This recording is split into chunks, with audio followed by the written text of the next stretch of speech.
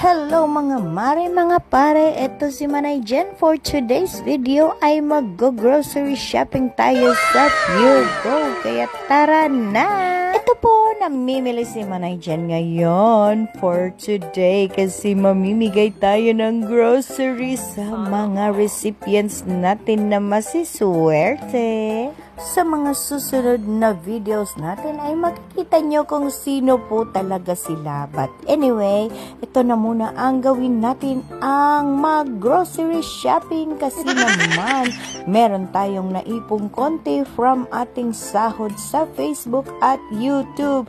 Kaya kayo follow, share, subscribe at kailangan nyo ding mag-share at mag-comment ng ating mga reels at videos. Kasama na din ang mga post natin, kahit mga picture at mga words yan. O diba? Over na!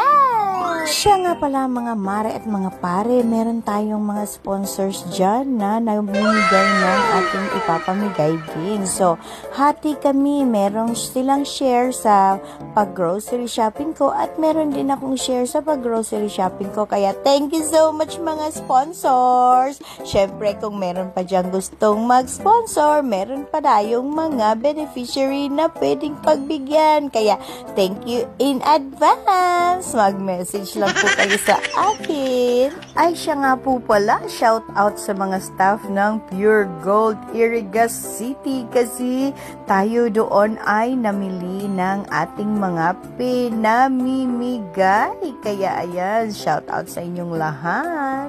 Siyempre, ang mga pinamili natin ay talagang magagamit ng ating mga beneficiaries. Kaya naman, pili-pili ka dyan, Manay Jen, para naman marami tayong maipamigay doon sa ating mga beneficiaries. Siyempre, may mga bata doon.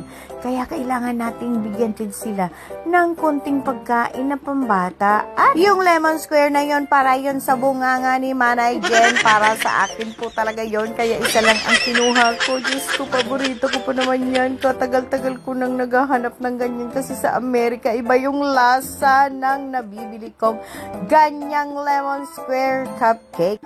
At ayan na nga si Manay Jen, punong-puno na ang kanyang cart at nagmo-model. Ginagawa mo. Tara na at tayo ay mamili. Okay, sa susunod na naman na vlog. See you there!